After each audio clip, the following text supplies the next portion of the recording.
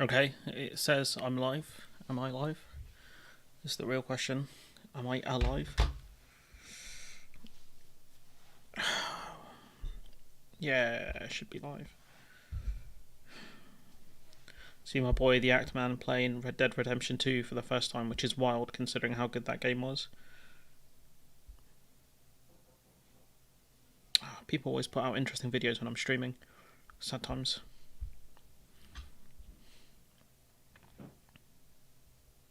Enjoy what video? Yeah, that debate was quite fun. Well, Bowler Hat Man's apparently real mad about it. So it's quite interesting. Yeah, we're all good here. I forgot to put the. Did I put a community tab up? Because I didn't put it up for this week. I didn't stream last week. I just wanted a break. What's that? You like that? No. Don't think I did. Sad times. Is this? Oh wait, that's a thingy. But yeah, that was it was fun. Have I missed? No, I just didn't stream last week. I should have put something up on the channel, but I just didn't want to do it.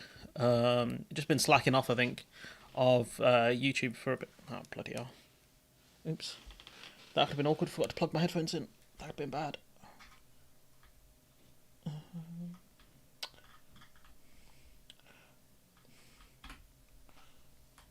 Bruh. What the hell? I can't even plug my headphones in. The USB drive was not kind to me there. I'm trying to think what else. I guess what we could do is if you guys let's make sure this thing's actually working. But with the stark warning. Okay. The man who. There we go. Let's work in the audio. Yeah, if you guys got any questions, just throw them in to the just throw them into the live chat, and I'll just get to them when I can. So it'll be a bit messier, I guess. But yeah, no, their debate was fun. What's widgets? Oh, that does nothing. We'll leave that be. But yeah, I recommend it if you guys haven't watched it. It was fun. I think the full thing's on Bowler Hatman's channel, and No Justice got like a cut version of it on her channel. So I'd recommend either one, to be honest. If Bowler Hatman puts timestamps up, then I'd recommend it. Yeah, it's two different viewpoints, but I think yeah, there's always problems with some arguments people make. But yeah, it's a long stream. What I missed, was it a mass? Ha! Nice try, Slick. Nice try. Very close, QA. Very close. You nearly had me there. You nearly had me. Very clever. Very clever. Nearly. That was close. Had me on the first half. Not gonna lie. Close. Luckily, I've seen. Someone said that in school, and the person. Yeah, it was a funny joke for a good couple of days. But nice try, QA. I wouldn't mind if you guys want me to do like a little review of it. I don't mind. Would I review their debate? Nah, I probably wouldn't. Actually, do you know what? Let's ask, because I don't think I've got a ton of topics anyways. I don't mind going for a bit. How do I? Okay. Should I review the debate whilst on this?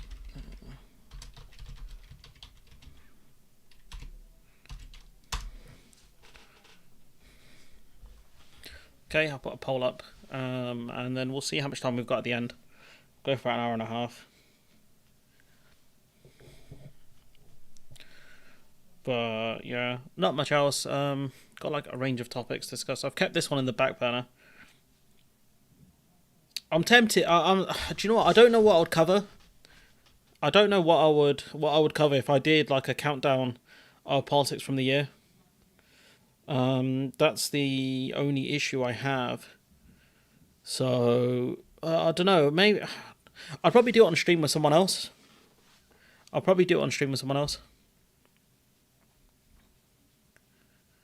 So yeah, there's that.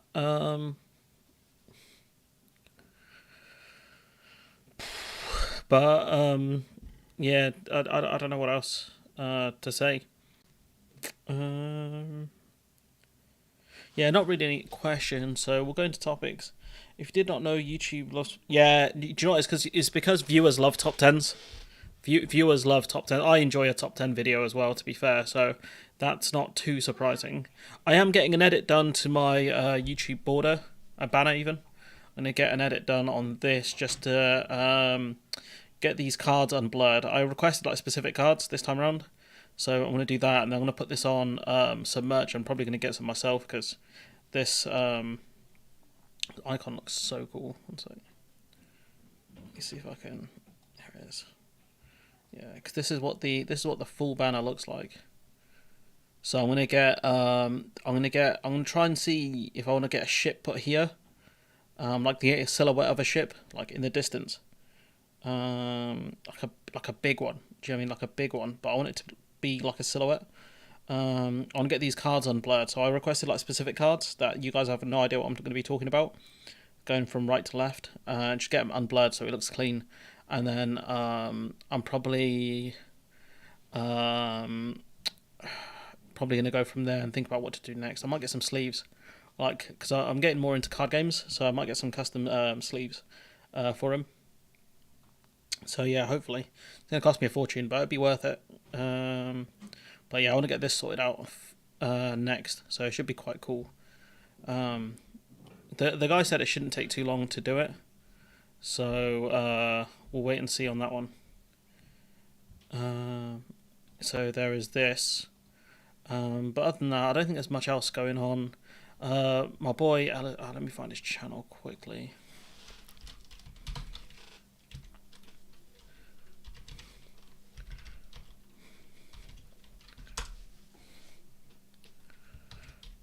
Oops.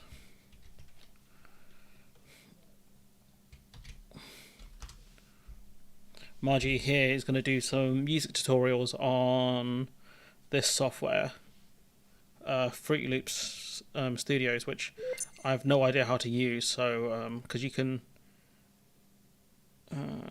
no, I don't want to update. So, like, it's like production, so you can do stuff like this. But there's a lot I need to learn about how to use this actual software. But yeah, no, it's pretty fun. So I do want to give this a go at some point. But yeah, having worked with doctors and rest station team training hospital is one lucky person. Who's lucky? What? Footballer had a heart attack on it. Yeah, Luton captain, 29. Yeah, that is kind of, there's been a couple of high profile incidents over the last decade. So you had Fabrice Mwamba, you had Christensen. No, not Christensen. Ericsson. And now you've got this player here. It's all very concerning. So I don't know. Maybe they're being pushed too hard, or there's something strange going on, I think. But if you think how many footballers there are and how much they play, statistically it's not that high. But it's a very scary thought you could have. Athletes that are at the peak of fitness, really, just having suffering cardiac arrest. Where you have me, who's like, yeah, still going strong. So it's kind of concerning. But yeah, we'll move on to topics now, I guess. So let's have a look. So Starmer, already angered some backbenchers. Actually, we'll just go into the video. The man who would be Prime Minister, here to set out a vision for Britain, but with a stark warning that the economy he'll inherit is in its worst shape for decades. It was Tom Lock. I'm not sure how to pronounce his name. He was the one that collapsed. This is worse than the 1970s. Worse than the recessions of the... You should read the poll, what the poll says. 1980s and 1990s. Worse even than the global... Worse than the recessions of the 1980s and 1990s. Now, when was it the UK asked for a bailout? Was it in the 70s? Worse even than the global crash of 2008. And here to spell out uncomfortable truths. anyone who expects an incoming Labour government to quickly turn on the spending taps is going to be disappointed. Well, colour me disappointed. A leader who likes to say public services are on their knees, but today offering Labour supporters little in the way of a leg up when it comes to protecting budgets. I have a really simple question for you. Can you at least reassure them that you won't be cutting? So was the economy worse in the 1970s than it is now? It must be, right? If because I don't think we're going to be asking for a bailout. As long as the bond market stays stable, anyways. Any departmental budgets after a general election, or are some spending cuts still on the table? Certainly not in the business of cutting the funding, which is why the focus is so much on growth. What I would say, though, is that we must never forget that our public services need reform. Need reform. Where have I heard that one before? Starmer dodging on the question of post-election spending cuts. Labour's approach not that different to Conservative rivals, and in marginal Tory Telford, voters not convinced by either side. And they're all the same, and they just do what they want to do. And my vote will still be with undecided at the moment. To be honest, I think you should get rid of him and start again. Yes, let's get her in. This person, she knows. It's not just voters he risks turning off. Union backers dismayed by Starmer's caution too. I think it's a mistake. I think investing in public services helps to grow the economy. I think we've seen what's happened with 13 years of austerity. Hasn't done anything for growth in the country. Keir Starmer's already annoyed pockets of the Labour Party by praising Margaret Thatcher's sense of plan and purpose, as he put it, for the country. And today he doubled down, refusing to rule out further public spending cuts should Labour win a general election. Borrowed $3.9 billion from the IMF, right. Is that $3.9 billion counting kind of inflation? Is that in today's money or is that in the 70s money? Raising the prospect of Tory-type austerity under a Labour government. Labour will set out its spending plans closer to an election, but the direction of travel clear. Labour backers might not like it much, but 20 points ahead in the polls, it's a risk Starmer can afford to take. So here we go, we've got Cameron era, really, austerity. That is going to continue. I'm surprised the current government's not gone to the IMF. I think as long as the bonds keep selling, I don't think we'll have to. But, question to the gang or to the people who keep telling us to vote Labour no matter what, to get the Tories out. How are you going to pressure these guys when they're pushing Cameron-era austerity, which doesn't work? Just genuine question. Like, you talk about reform, like what reforms are you looking to make? Because they keep talking about increasing privatisation of the NHS. They're going to welcome them. So, I welcome them in via the front door. That's what Wes Streeting said recently. I'm not, I'm not seeing the vision here. That's the problem I've got. Carry on. Services are on. Is this the same video? Criminal justice service. To many of your supporters, I have a really simple question for you. Can you at least reassure them that you won't be cutting any departmental budgets after a general election, or are some spending cuts still on the table? Well, but let me take that in two parts. Firstly, on public services, look, I'm a massive believer in public services. I gave up 5 years of my life out of practice as a lawyer in order to run a public service. He just got paid bank whilst doing it. He didn't do it out of out of a sense of duty. He got paid a lot of money to do the CPS role. It's not a poor role. You get a lot of money, expenses, and you also make a lot of connections. Services. Look, I'm a massive believer in public services. I gave up 5 years of my life out of practice as a lawyer in order to run a public service, which was the Crown Prosecution Service. So I do care about, I believe in public services, and I know a thing or two about the constraints of delivering in public service, and I'm certainly not in the business of cutting the funding, which is why the focus is so much on growth. What I would say, though, is that we must never forget that our public services need reform. I saw that for myself. In criminal justice, which was my old field, it is perfectly true you can put more money in the top of your Damn, 3.9 billion in 70s money. Damn, I wonder what that is now. That must be a ridiculous amount in today's money. Public sector. Let's see. What if we did UK? Would it be an inflation calculator? So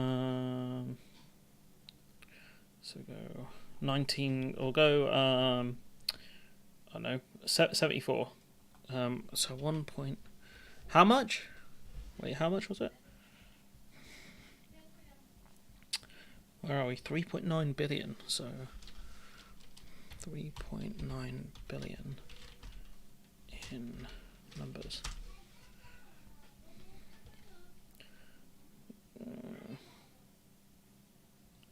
Okay, we'll put that into the calculator. Bruh, why is it not working for? Okay, show amount is... This is the amount. What is this number that we are looking at is the real question. What is this? In words. Does that help? No. Okay, if anyone knows what this number is, right, I'm going to post it in chat. Right. Someone tell me. What's that in words? What is this in words? Someone please tell me. The word reform, very Tufton Street, very true. Very true. Services, and you probably get a slightly speedier product, but you don't materially change it.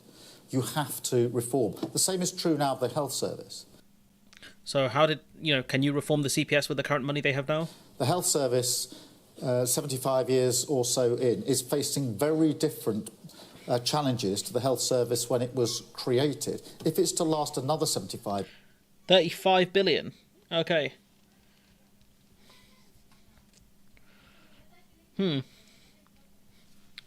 35 billion. The IMF wouldn't be able to afford that. I don't think.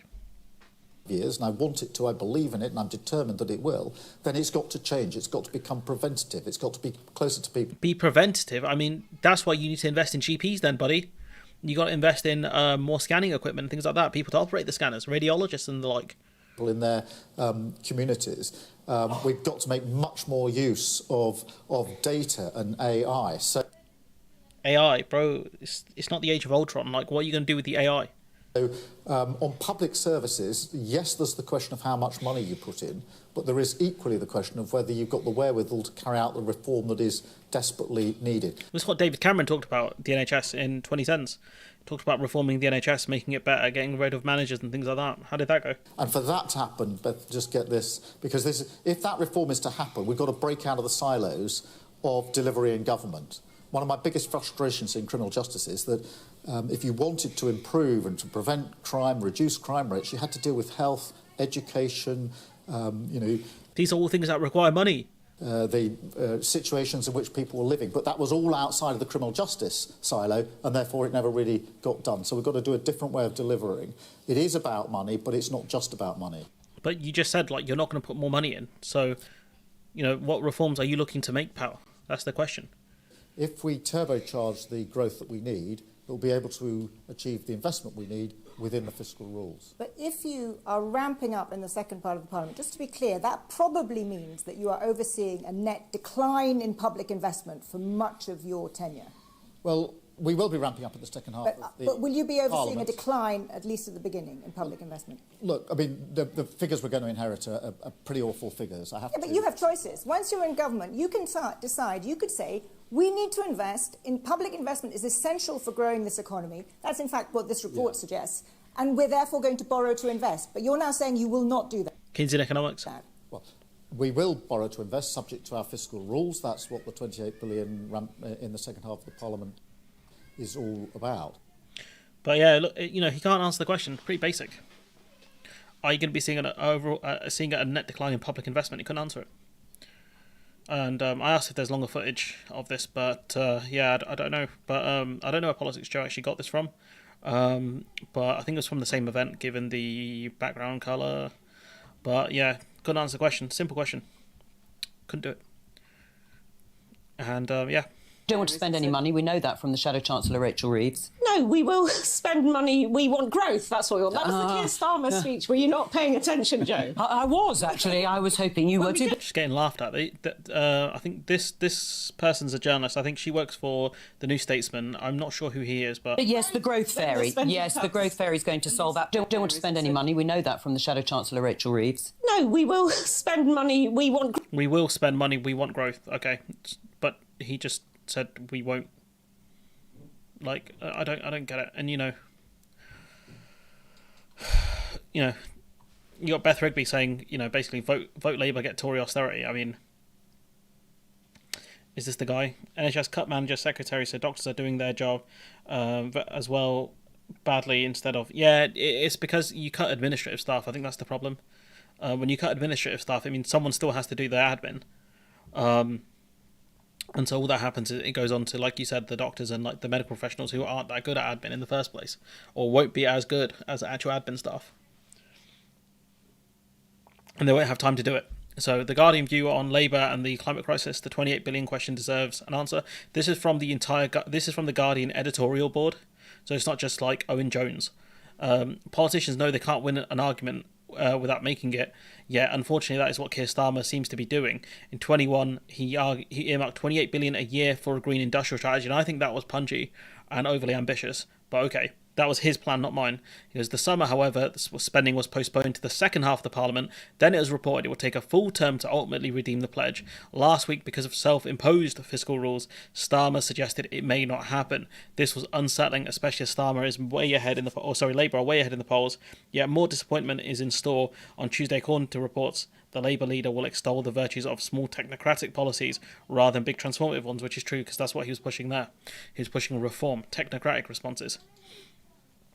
And so, clearly, even the Guardian editorial board are not happy. Or maybe the Guardian editorial board are secretly helping the Tories. Because if we criticise Labour, we're helping the Tories. I don't know. Guardian, maybe they'll be cancelled. Maybe they're trying to beat the Telegraph. I don't know. You've got this. Mr. Cleverly's plan, which includes stopping dependence, raising the threshold at which work visas are granted and so on.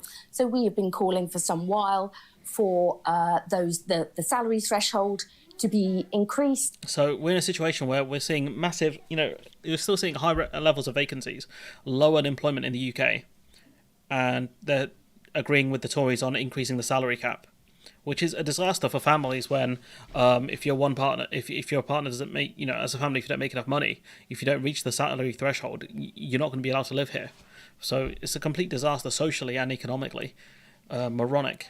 Migration in terms of the reception of the Conservative Party. But I might split this into two videos, actually. The Conservative Party isn't Britain, and there's been a lot of other reaction. There's been a lot of business reaction. I mean, the NHS providers, which oversees parts of the NHS, called it concerning, because they've got lots and lots of vacancies. I was quite struck by the response of UK Hospitality, which is the sort of industry body for that group. They say that 95% of people who got visas under one route would no longer be eligible. This is skilled chefs. They were saying, where do you get them from? I asked the Home Secretary an hour ago, are you just going to make pensioners become skilled chefs? Could you imagine asking a pensioner, like, oops, this keeps happening. Could you imagine asking a pensioner to cook a chicken tikka masala or something like that? Like, it's not going to go down well. Like, this is silly, isn't it? It's just silly. Like, I don't get it. Just despair. What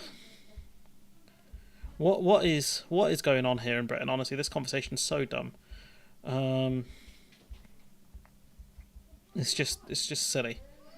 Like Labour just copying the Tories on immigration. Said there is but we're competent. Is that going to be Labour's tagline? Capacity in our workforce to replace some of the skills that you're not going to get from abroad. But I think, as you could hear from bits of the business community, there is a sort of hit to growth. I wouldn't be surprised if the OBR looks at 300,000 fewer next year and downgrades slightly the growth forecasts, because they didn't know about this at the time of the autumn statement. And really, that brings it to sharp relief, because we had two big events on growth today. You'll find out a bit more later about the one done by Keir Starmer on growth, but slightly different paths, slightly different kind of visions. But I just want to get to a different party political point on all of this.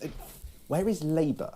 Now, they like to say the government is too slow. They like to sound critical of the way that government is going about it. But it was quite noticeable today, Sophie. I didn't find them objecting to any part of what the government was proposing. They say they haven't fully made up their mind, need to look away. But through the word salad that we occasionally got from some people, it appears to be that Labour, at least, if not quite endorsing, then don't object to any of this. That's quite an interesting position when you had thought there might be an easy difference to tell on two parties on growth. Maybe it's not quite so straightforward. Interesting. We might learn a little bit more on that when we talk to Steve Reed later. So what we can gather from this so far,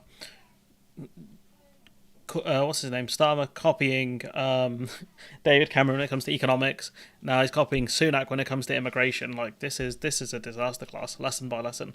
He got Stevie Reed. Dependents coming in the first place. Do you support the idea of stopping dependents coming in for care workers? Well, I support the idea of reducing net migration, and that is one of the areas where, I mean, we haven't seen the detail of what the Conservatives are promising. Are they going to stop it from tomorrow? Are they going to phase it in 6 months' time, in 5 years' time? Until I know that, I can't comment on what they're doing, but I'm making the broader point that we're only in this problem. Would you do it? Do you like the idea or not? I like the idea of it. It's when you phase it in, because what you don't... So he likes the idea of, essentially people want to come here, they can't bring their significant others or their parents or their children. Okay, great policy. I'm sure that's going to not have any ramifications when it comes to the problems we're facing economically. Want to end up with is care homes with no care workers and a lot of older people no longer being supported. But it goes way beyond care homes. They used that money to train up British workers. There would... Again, unemployment is very low. That's, bear with me 1 second as I bring it up. UK unemployment. With unemployment still being fairly low, where are you going to get all of these people to train up to become care home workers? Wouldn't be an issue of bringing in people from abroad to do the jobs, and that's where they've gone wrong. They've mismanaged the economy even in that respect. Okay. Wouldn't it be they mismanaged the training and education? Would that not be more a social issue as well as an economic issue? So I don't, like I said, unemployment is, it's not the height. It's not that high. So, where are you going to get the people from to do it? That's the point. And so I just don't get it. Where do we even have the facilities to train, the people to do these things? Where are you going to train them? Who's going to pay for the training, etc.? Like, I despair. The 5 stages of Starmer fans. Starmer did not say that. Okay, he said it but didn't mean it. He meant it, but when implement it, he had to implement the policy to win. I now support it because it's a good policy. I mean, we might see a bit more of this, to be honest. And we go to the guy who actually has a decent answer on this. Reaction to what James Cleverly announced today. I'm just dismayed, to be honest. I think the statement was absurd. I think it was ignorant, and ultimately it's effectively going to lead to economic vandalism. And I say that for a couple of reasons, because firstly, we know that migrants contribute more financially to the UK than they take out. We know that for every sort of 1% of immigrants who come in, there's a 1.2 to 3% boost to UK productivity. I've not heard that at all. I've not heard anyone say anything make the positive case for immigration outside of, I think the SNP potentially, definitely Flynn. And of course, having more people paying into the exchequer of working age is a good thing. It's a good thing for the economy. So I don't understand why any Conservative politician, any politician in general, would want to talk down migration when we need more of it. And that's before, of course, we even get onto the concept of how it impacts on public service. So, there's at least one of the parties is actually decent on migration. And that, unfortunately, that party only runs in Scotland, which is tragic. Got this from Ridge. When's the next election going to be held? It's quite interesting because I think she was kind of hinting that it could be next spring, as in spring of 24, whereas Sam Coates is saying it's going to be in the long grass, effectively. Put out a tweet today that really put the cat among the pigeons, where he said that he thinks the chances of a January 2025 election are slowly rising. So I need to find out what on earth is going on here, because Sam, I'll put it out to you first. My thesis of the last few days has been that actually the chances of a spring election have gone up because, if Rishi Sunak can't get legislation through, if he can't command the authority he needs to get his MPs on side, then the whole thing could blow up. He might be forced to effectively call an election. You only have to look at, Boris Johnson, Liz Truss, Theresa May to realise that, getting legislation through, if they can't do it, if it's sticky, that's what leads to the ends of premiership. So that was... I think she's partly right. I think with Theresa May, she ran for the election generally because I think she got baited into the fact that she wasn't elected. And, she didn't need a fresh mandate, I don't think. I mean, you can always use the argument that, if the Prime Minister changes, there should be a fresh election, that's fine. But, there weren't many Labour people arguing that when Tony Blair left. And there weren't many Tories arguing that when, David Cameron left.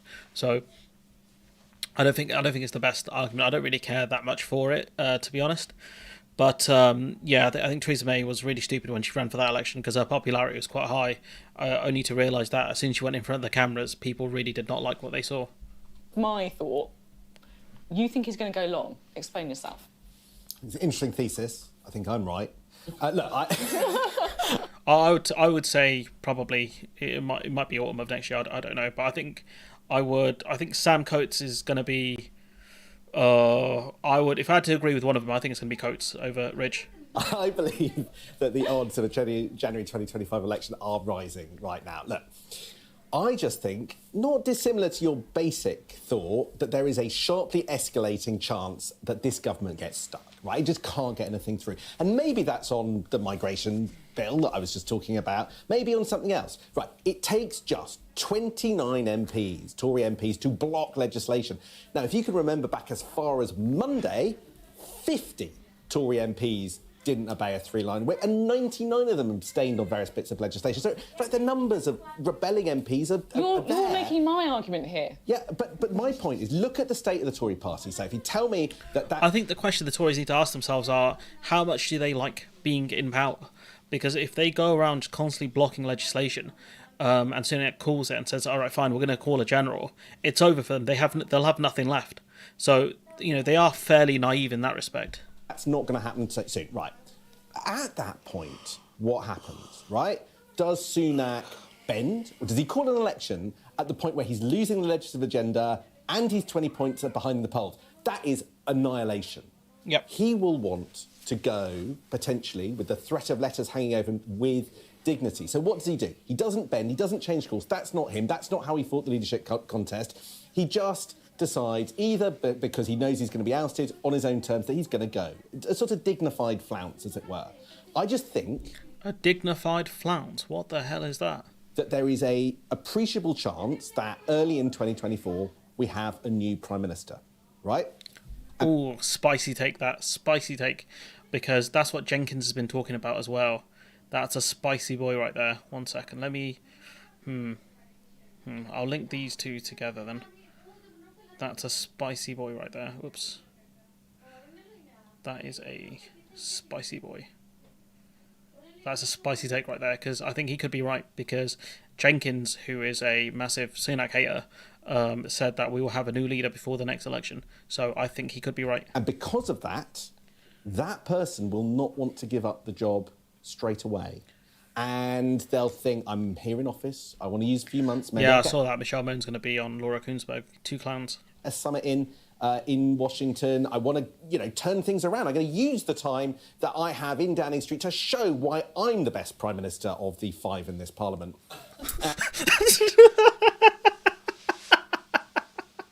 Oh, that's a good one. He's funny. He's a funny. I'm the best out of the five Prime Ministers we've had in this Parliament. Have we actually had five?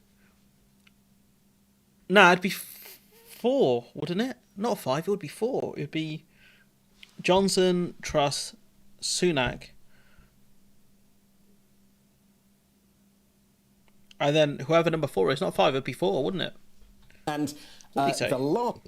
And they'll think, I'm here in office, I want to use a few months, maybe I'll get a summit in Washington, I want to, turn things around. I'm going to use the time that I have in Downing Street to show why I'm the best Prime Minister of the five in this Parliament. Four. It's four in this Parliament. He would be fine. Wait, hang on. Boris Johnson, Liz Truss, Rishi Sunak, and then the person after Sunak would be four. It wouldn't be five. Am I missing a Prime Minister? Was there an interim? Theresa May wasn't in this Parliament, though. Because Theresa May wasn't Prime Minister during the election, the 2019 election. No, but that would be too many. That'd be... No, it can't go back that far, because you'd have Cameron, May, Johnson, Cameron, May, Johnson, Truss, Sunak, and that'll be 6 if you go back as Cameron. So that wouldn't make sense. Because Theresa May resigned before the election, so that doesn't...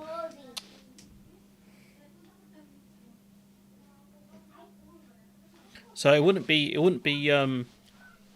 look, we've got Johnson, Truss, and Sunak. So that's 3, and then you'd have whoever the mystery person is. Bear with me, I'm just going to have to close the door.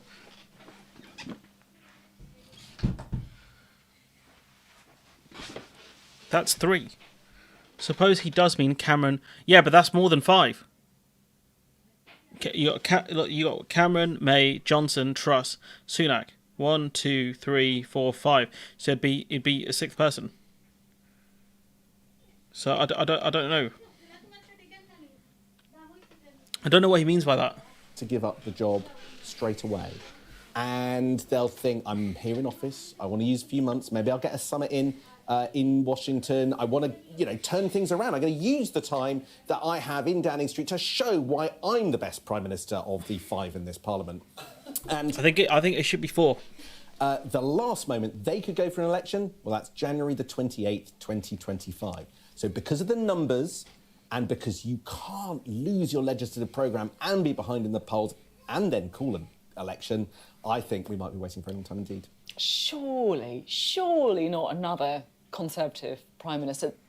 Not another one. But yeah, it's an interesting debate, actually. I'll cover this in a separate video, but I enjoyed this. This is fun. We've got big Andrea Jenkins. Do in the new year. What do you think? Will Talk TV copyright claim me? Oh, shoot. It's going to happen. Well, conversations I've had, Nadine, with our colleagues, I've been told 22 are in, but these... It's only just starting. Well, to be fair, we've been going for like 40 minutes, but it's gone pretty quick. Obviously, only the ones who's told me. Current Parliament, yeah. Johnson, Sunak, Truss, that's 3. Mystery person would be 4 then. So, which obviously means it's a lot more. I do think that Rishi's living on borrowed time. Was it... No, we're not counting Dominic Raab when he was like Prime Minister for like a week. No, he doesn't. No, we're not counting Raab. The pro term PM deputy. Nah, we're not counting Raab. No, I'm not doing that. I think that the right of the party are giving Rishi the chance. Oh yeah, since there's a few more people here, if you've got any questions for him in chat, 'cause I forgot to put a community post up this week. To try and amend. Why do they call him Rishi? Is it Rishi or Rishi? That's another question as well. And the bill, but the Rwanda bill, which I don't think he will. So I think he's just kicking the can down the road. But I think that the right of the party be ready to vote against it. Is that how you pronounce his name? Really? That I certainly am when it comes back in January. So I do predict that we will have a new leader before the next election. Yeah. So isn't it interesting, Andrea, over on the right of the party? Yes, we are counting the letters. We are counting the letters. So you have Boris Johnson, Liz Truss, Rishi Sunak. That's 3, right? Next person comes in is 4. Who is 5? 25 years. And we always boast about what a broad church the Conservative Party is. Are you really a broad church anymore? Really? Yes, and how everybody is entitled to their opinion. But what I see now are various parties within the party. I mean, the 5 groups... That's what a broad church is, though. There are parties within parties. That's what... just because you're a broad church doesn't mean you still don't have factions. A bunch of Lib Dems, haven't we? Yeah, well, we have. We've got Lib Dem MPs. They're in the One Nation group. I mean, again, like, a bunch of Lib Dems, the Lib Dems are pro-EU. You are not pro-EU. And we've got, Reform MPs on the right of the party. So... Yes. It's pretty oversimplistic, to be honest. So how do you think those... Why do we have... The five five families. groupings on the right, Andrea. Why aren't we just one? Why aren't they? Why aren't you just one group? Why is it 5 groups? I agree with you. I mean, it's 5 groups probably because there's, well, I mean, it's, if you look at the five different factions, it's, you know, some is about growth, some is about... What pisses me off, right? MPs got a load of money to do up their offices during COVID.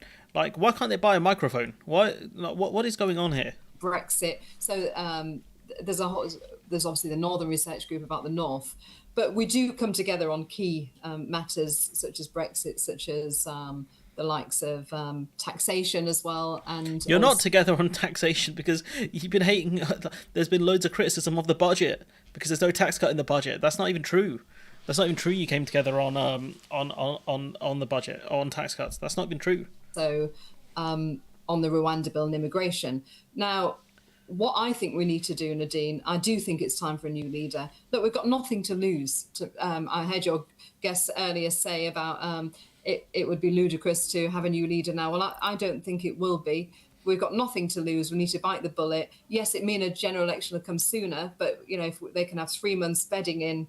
But as you said as well, Nadine, there's no big personalities like Boris. I mean, I've tweeted twice this week, bring back Boris, especially when we looked at the anniversary of the 2019 election. And look, Nigel Farage didn't get any seats, as we know, then. And I just think we need to bite the bullet. We need a new leader. I'd love to see Boris come back, but... why is she talking about Nigel? It makes no sense. If he doesn't come back, I think the right need to unite behind But you one know, person. Andrea... Behind who?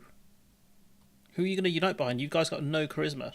No, the right wingers have no riz, and you got like, you know, this from Ben Bradley. You know, I think the party it's just dysfunctional. The Tories are a dysfunctional party. Why has it been so fractious and so difficult for the Prime Minister in the last few days? This about the we all Rwanda have vote. different views, right? And the nature of parties of government is that they are broad parties with a broad range of views. I am from a constituency that has I think, a very, very strong view that this illegal migration situation is not fair or right. I know, but why has it been hard for your boss? Well, because equally on the other end of the spectrum, there are people who don't feel the same way, and that's a difficult challenge. We've been in government for 13 years. You've got a parliamentary party that has been built in all different directions in different elections by different leaders. You know, you might argue that it's kind of ungovernable in the sense of different views and... You might argue, this is the Tory MP saying, you might argue it's kind of ungovernable. For a Tory MP to admit this is kind of crazy. This situation suggests it's certainly not easy to govern, and that's why we've got to, as I say, pragmatism's got to meet ideology at some point. What is the strongest that we can deliver versus what is perfect, because perfect is not going to get through here. It's kind of crazy, you know, he's admitted that. Yeah, we'll keep that as is. We got this, Braverman gets pranked, so at least we know what she's doing in her non-ministerial time. John, Fair and Fishing, it's a real honour to be here, to join your fantastic team, to pay tribute to all of you for your confidence in Fareham. Good luck to the Betty Warren. My honour to launch her. Check this out. You are also the last leg Stick of the Year! Sue! By popular vote.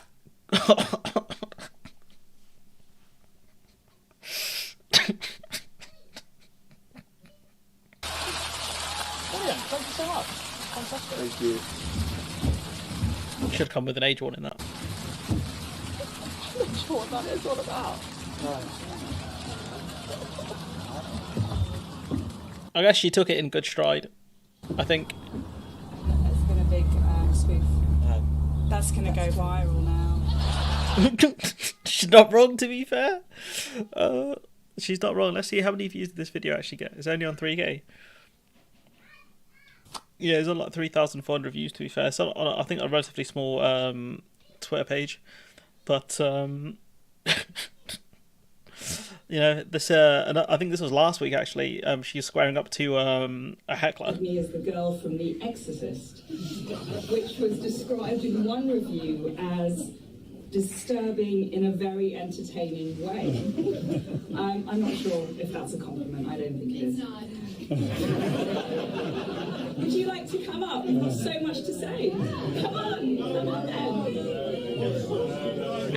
This is the worst way to deal with a heckler, is tell them to come onto stage.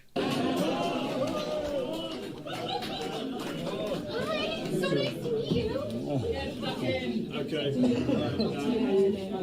Afterwards, we'll do the boxing match afterwards. Okay. Let's. I think should have Swell in a fight, to be honest. Finish. Love you. Love your work. I was meant to do this on the stream, but you've also so funny. She calls the lady on stage and then she just backs off completely.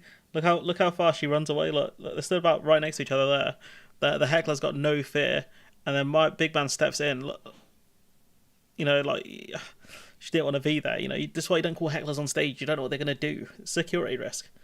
And moving away from comedy, you've got Israel killing hostages. Israeli hostages. It's pretty nuts. A little bit more information to bring you now, coming from an IDF official concerning those 3 hostages who were killed by Israeli forces. We understand that they were fired upon against Israel's rules of engagement, that according to the IDF official. Further, that they were killed mistakenly in Gaza by Israel's military and rules of engagement. They were fired upon against Israel's rules of engagement. That so someone, whoever fired on them, should face, you know, a military discipline or, you know, tribunal or something if they fight against the rules of combat. According to the IDF official. Further, that they were killed mistakenly in Gaza by Israel's military, and while they were holding up white cloth on a stick. I suppose that's the universal sign of surrender. So they were holding up essentially a white flag saying they surrender, and they were fired on. The universal sign for surrendering in peace. Those updates coming to us via Reuters. So when we look at what Bet Salem have said about this, it's prohibited by international law and basic moral principles to shoot people who yielded and carry a white flag, regardless whether they're combatants or not, regardless of their nationality and religion. And you've got this from, I think he's an IDF source or someone who works within the Israeli media, translated from Hebrew, extraordinary details from the initial investigation of the Sajaya disaster. A sniper fighter, so someone who can zoom in and see this. Now, this is not the middle of a firefight here. First identified the 3 abductees as suspects from a building at 10 a.m. One of them carried a white flag and they walked tens of meters from him in the street, shirtless, without weapons. So fairly close by. The sniper from the 17th Battalion Machim Course fired accurate fire at them and shouted terrorists. So people holding a white flag and this person shouted terrorist. Okay. The sniper, we mentioned that. The 3rd abductee managed to escape the shooting and hide in a nearby building. The Major General stopped the slingshot to attack the 3rd suspect kidnapper. I don't know what slingshot means. When the force with the Majd arrived at the building, he heard him shouting, "Save him," in Hebrew. Then the suspect kidnapped... Well, the way he's framing this is weird, but it must be the translate. Went towards them and received accurate and deadly fire from at least one fighter of the IDF. So apparently someone was shouting "Save him" in Hebrew, and instead they killed him. They killed him. Because of the Western appearance of one of the 3 who were killed at the scene, the force decided to check the identity of the bodies, and thus it was understood they were abductees who had apparently escaped from Hamas captivity. A few hundred meters from the area, a building with the inspections was found 2 days ago and kidnapped, rescued in Hebrew. The building was not checked due to the suspicion it was trapped. I'm guessing a trap. But now it was checked by MZP officials to see if abductees were there. The IDF says the event shooting was carried out contrary to the instructions to open fire, but admit the soldiers were not briefed on such a scenario, even though these are universal standards. If someone's holding a white flag, you don't shoot on them. It's not about being briefed on a scenario. This is basic, which is almost impossible for a force that just 2 days ago had a suicide bomber exploded in the area where there are pull-out attacks and temptations for fighters to enter the... So this is an excuse, really. This 0.7 is just an excuse. The chief of staff entered the strip to personally accompany the investigation, whose initial lessons had been passed on to all the forces in the area. They killed their own dogs, their own dons, honestly. It's tragic stuff, really. This from Starmer, who's, when I say this man struggles in interviews, I'm not joking. He gets cooked again on Nick Ferrari, honestly. You describe yourself as working class. Sakir, define working class. No, working class... Here we go. I can't put the volume up on this? No. ...is families that, work for their living, earn their money through going out to work every day, not through other middle class. Yeah. Do that? Well, is a pilot working class because they go out to earn money to do their job? I don't get it. Working class families have the ordinary hope to get on in life. I mean, this has been a story. Middle classes have that? Yeah, of course they do. Of course they do. So what's the distinction? I was addressing a particular thing, I think, with working class. I don't think he's even looking at Nick Ferrari as he's answering the question. I don't know what the hell he's looking at in the distance. Families, which is... He's not looking at the camera, is he? This sense that... So I talked about the nagging voice that many families have, that this isn't for you, this isn't for me. And I think... He's talking about going to university, I think. That holds people back. But I do... Because people will say to me, well, look here, you've come a long way. Yeah. You went to state school. Yeah, but that is the ordinary hope of the working class, which is to have a decent education, to get a decent, secure job, to get a car, to get a... have a nice holiday, to have... But isn't that the middle class too, Sakir? Everything you just listed? No? It is. Yeah, it is. And that's why many people go on their life journey from what you might call working class to middle class. I don't find that at all surprising. Okay. I find that... What the hell is he talking about? Honestly, what is this? Like, this is... Wow, I don't know. This is one of those videos you can play it on repeat and you'll still have... I think you'll have less of an idea. Describe yourself as working. Less of an idea what he's talking about. Does anyone know? Like, is this really your champion? Is this really the guy who's gonna make major changes in this country? Like, genuinely, like... come on, man. Come on. Like, you can't be serious. You can't be serious. It's not important. What's not important? Starmer is going out of his way to trying to appeal to people who are aspirational in life, people who want to work, who want social mobility. Excuse me, who want to get up the chain. What is my blood waffling about, Hugh? What's he talking about? Let's go again. Let's see if you can dissect it. You describe yourself as working class. Sakir, define working class. No, working class is families that work for their living, earn their money through going out to work every day, not through other not middle classes do that? Well, working class families have the ordinary hope to get on in life. I mean, this has been a story... Middle classes have that? Yeah, of course they do. Of course they do. So what's the distinction? What's blood waffling about? Someone please, in the comments, please answer. What is my blood waffling about? I was addressing a particular thing, I think, with working class. No, we didn't. It's not a stupid question because he was talking about it. He was talking about, working class people in a speech I think he gave recently about people who are aspirational in life. It's not a stupid question. It's just he's an idiot. He can't answer the question, Hugh. That's the point. That's the point. He can't answer the question. It's not a dumb question. It's a dumb answer. Families, which is this sense that...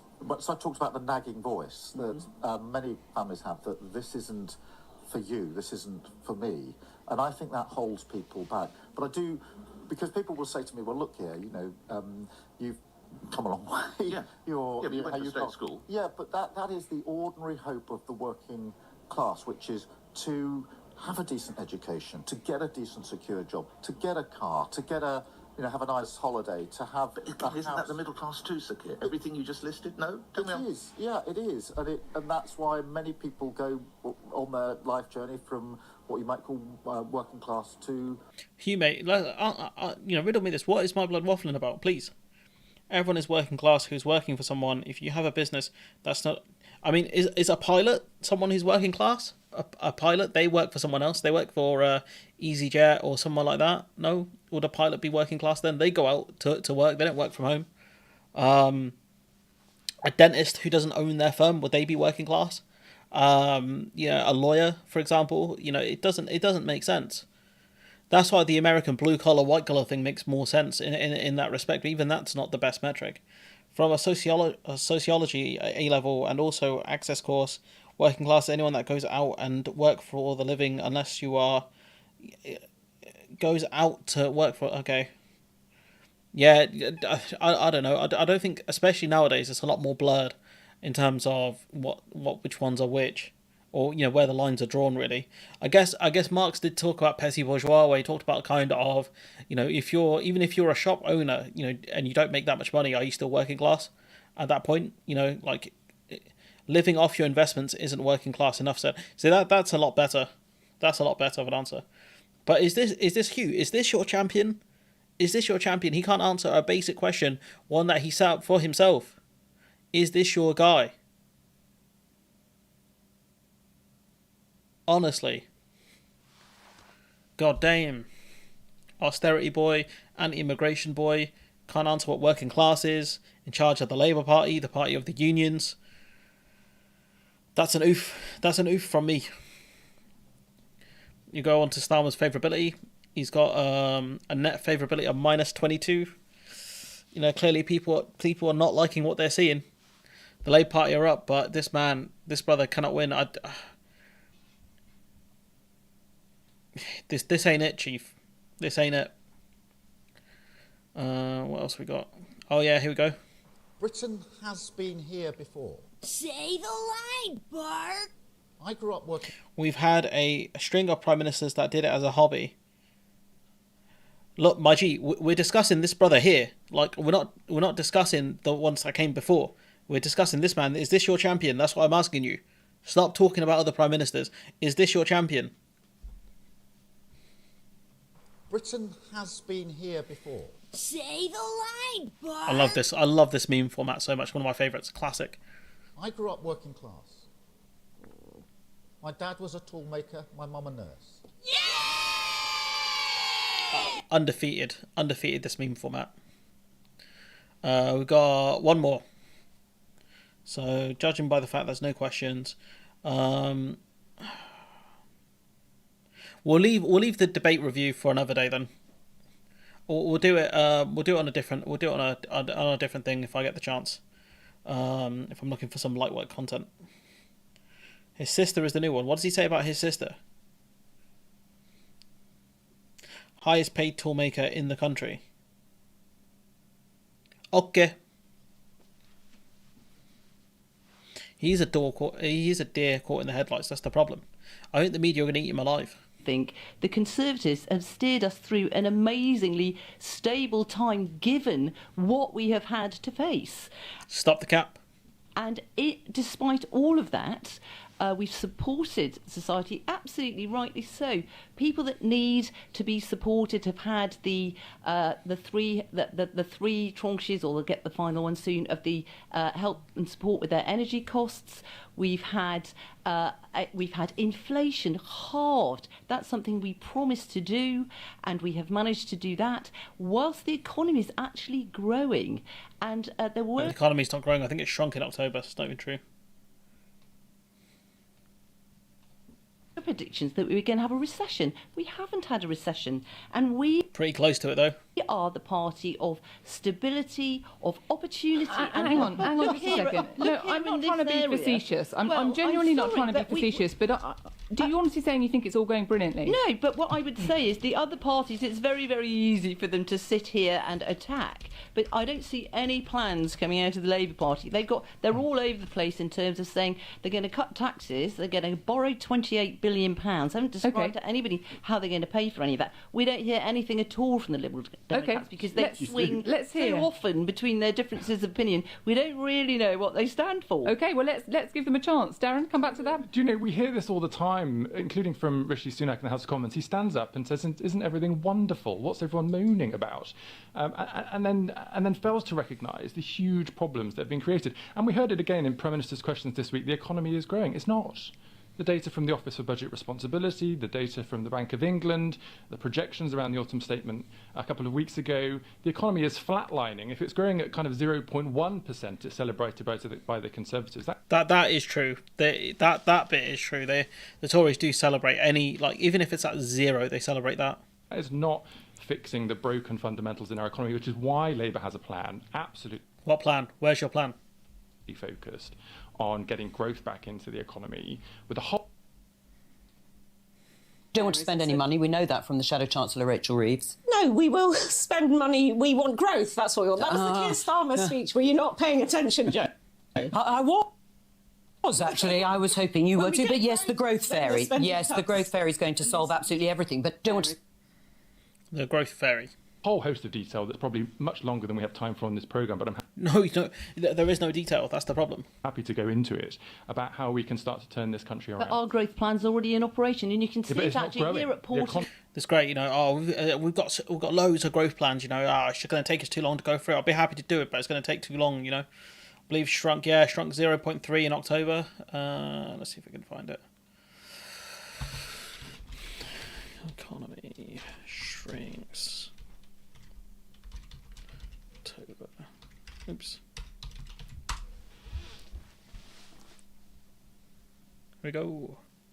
Here we go. Actually, probably best to keep this. Households feel squeeze. Surprise decline in October.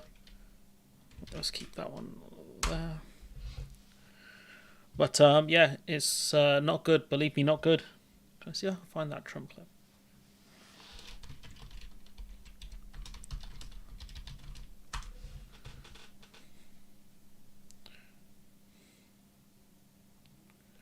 I'm going to get hit with an ad. We have the congressional leaders here with us today, and we have a lot that there's a hurricane heading right toward Florida and Puerto Rico and other places. We'll see what happens. We'll know in a very short period of time, but it looks like it could be something that will be not good. Believe me, not good. It could be something that will be not good. Believe me, not good. Sometimes I miss him. Sometimes, very rarely, I miss him because it's just so funny. It will be not good. Believe me, not good. So, talking about the, I guess he'd be talking about the economy. His sister was on Blue Peter. Connie Huck married to Charlie. You're saying Starmer's sister was Connie Huck? That's nonsense. No way his sister is.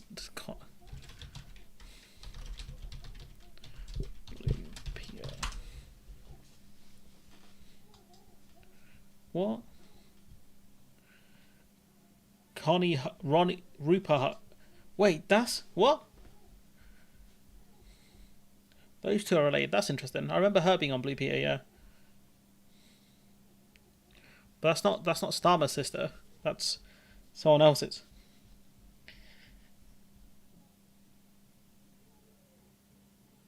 Her sister was on Blue Peter. Connie Huck married to Charlie. Oh yeah, well, you know, don't really care for her because spend any money. We know that from the Shadow Chancellor Rachel Reeves. No, we will spend money. We want growth. That's what we want. That was the Keir Starmer speech. Were you not paying attention, Joe? I was treating it as a big joke. Was actually. I was hoping you were too. But yes, the growth fairy. Yes, the growth fairy is going to solve absolutely everything. But don't want to spend any money. We know that from the Shadow. Yeah, the growth fairy. Rupert Huck, yeah, that would make more sense. But you know, I don't know why people talk about Starmer's sister. But yeah, I think we'll end the stream. Anyone got any questions they want to throw in chat? We'll give it a couple minutes.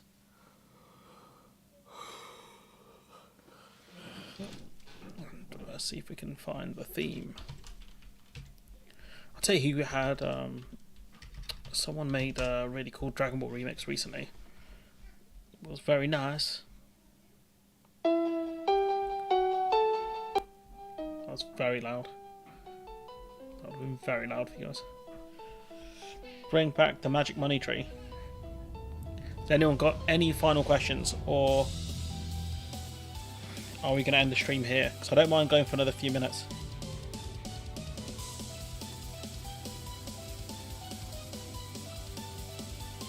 I do miss the magic money tree. That was good times in politics.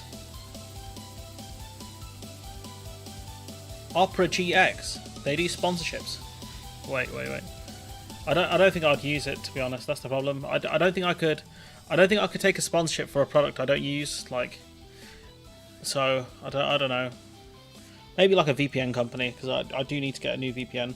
Oh, I just realised my watch is out of battery, so the Pixel 2 watch is kind of ass.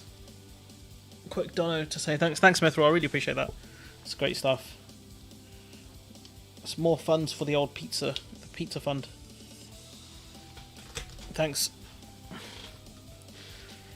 Sunak in Italy today, or it's been... Yeah, Sunak's been in Italy. It looked very awkward, to be honest. This picture. Let's see. This is the article. Go away, Guardian.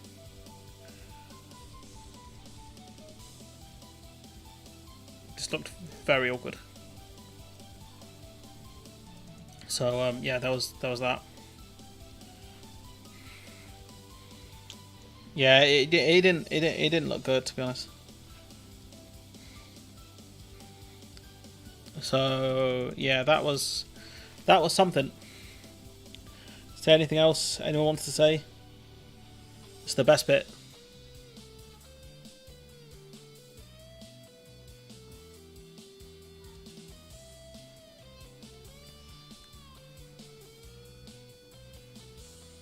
But you're on CSN.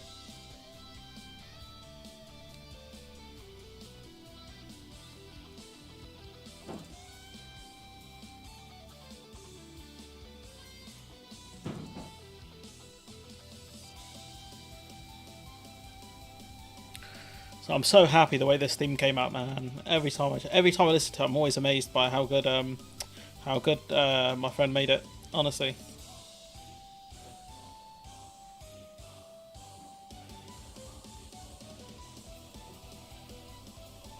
Yeah, he's that good, to be fair. It's based on Jack Atlas's Yu-Gi-Oh! Duel Links theme. No, his Duel Links theme. Jack Atlas. Grandson has been playing up the... Sorry, this is a stupid emote symbol. It does my head in because it blocks comments. Playing up all day, knackered. Yeah, no worries. Theme's almost over.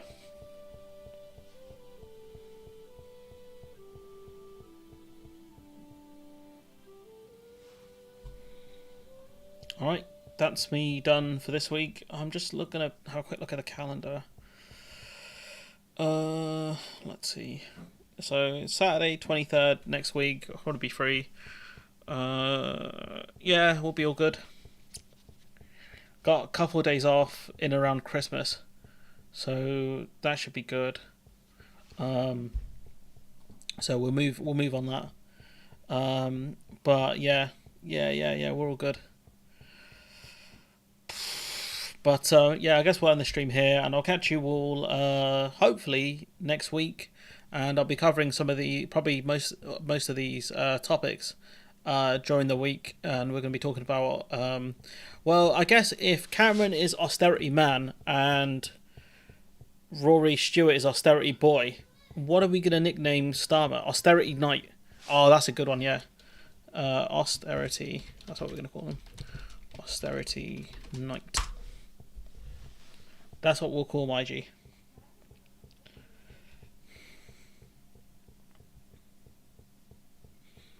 Committee still out on Sir Keith? No, I think I'm pretty sure I know what my man's up to. Yeah, no worries, Jura. We'll see you soon. All right, bye.